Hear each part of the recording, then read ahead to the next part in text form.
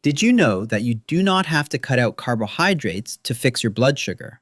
In fact, the fastest way to fix your blood sugars is actually more about adding foods, not eliminating entire food groups like carbs. And I've seen it firsthand. I have hundreds and hundreds of patients who've turned their numbers around in just days by adding these foods to their regimen. And not just temporarily, they're still able to keep their sugars low without medications for months and even years.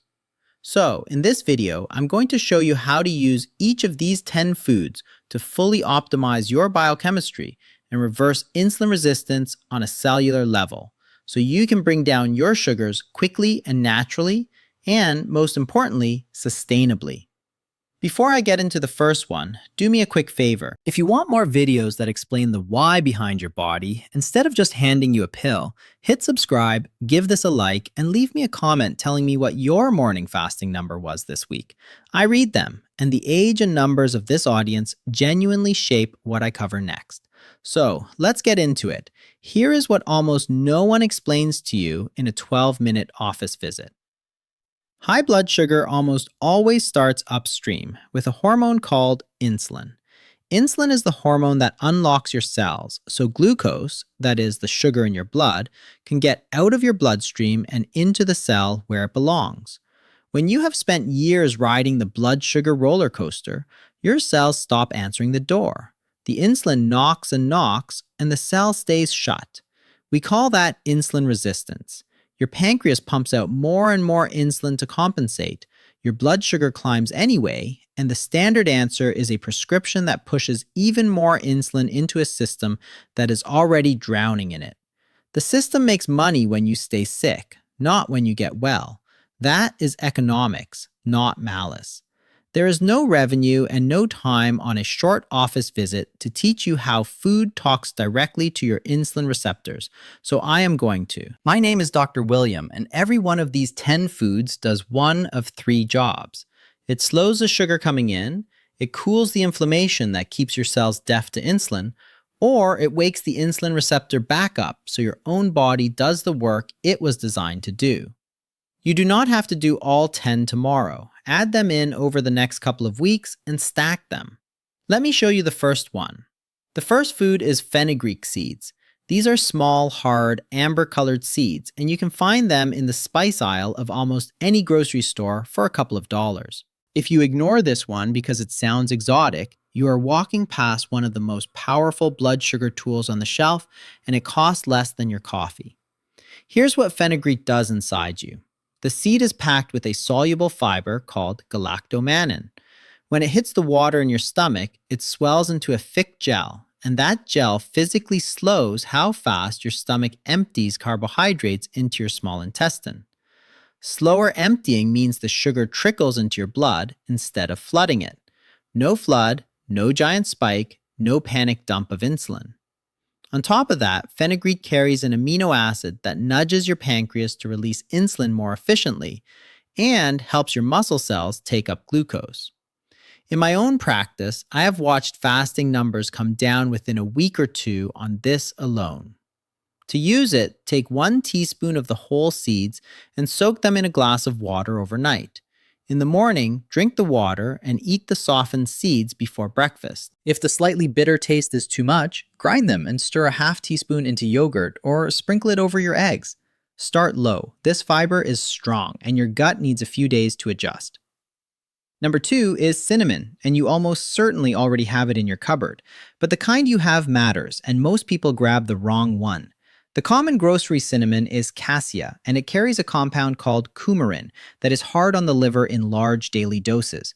The one you want is Ceylon cinnamon, sometimes labeled true cinnamon. It is milder, it is safer to take every day, and it is the one I tell my own patients to buy. What makes cinnamon work is a group of polyphenols. Those are natural plant compounds that behave almost like insulin themselves. They help your insulin receptors grip glucose more tightly, and they slow your stomach from emptying too fast after a meal. The effect is real, and it is measurable. Research out of the Human Nutrition Program at the USDA found that under half a teaspoon a day meaningfully lowered fasting glucose in adults with type 2 diabetes. If you skip this one, you are leaving an easy win sitting in your spice rack. Use about a quarter to a half teaspoon of Ceylon cinnamon a day, stirred into your oatmeal, your coffee, or smoothie. The trick is to pair it with a carbohydrate meal because that is exactly when you want your receptors gripping harder and your stomach slowing down. Third on the list is broccoli sprouts, and I want you to pay close attention here because this one is the most underused food in this entire video. Not full broccoli, the little 3-day-old sprouts. Ignore the distinction and you miss almost all the benefit. Broccoli sprouts are loaded with a compound called sulforaphane, and the sprouts contain somewhere between 50 and 100 times more of it than a head of mature broccoli. Sulforaphane does something none of the other foods on this list do quite as directly. It goes to your liver and quiets down the overnight glucose factory. Your liver makes sugar while you sleep, and in insulin resistance, it makes far too much, which is why so many of you wake up with a high fasting number you cannot explain. A 2017 study from Lund University in Sweden gave concentrated sulforaphane to people with type 2 diabetes and brought their fasting blood sugar down measurably, with the strongest effect in exactly the people whose sugar was hardest to control. You can grow broccoli sprouts on your own counter in a jar for pennies, or buy them in the produce section. A small handful, a quarter cup, on a salad or sandwich most days is plenty. Do not cook them hard because high heat destroys the active compound. Eat them raw or barely wilted. So far, every food has done the same quiet work, slowing the sugar down or waking the receptor up, and we are only 3 in. The next 4 are the ones that change the meals you are already eating. If a friend or someone in your family is fighting their numbers too, send them this video because this is the stuff no one sat them down and explained. Anyway, number 4 is the avocado. Most people think of it as a fat to avoid because of the calories, and that fear is costing them.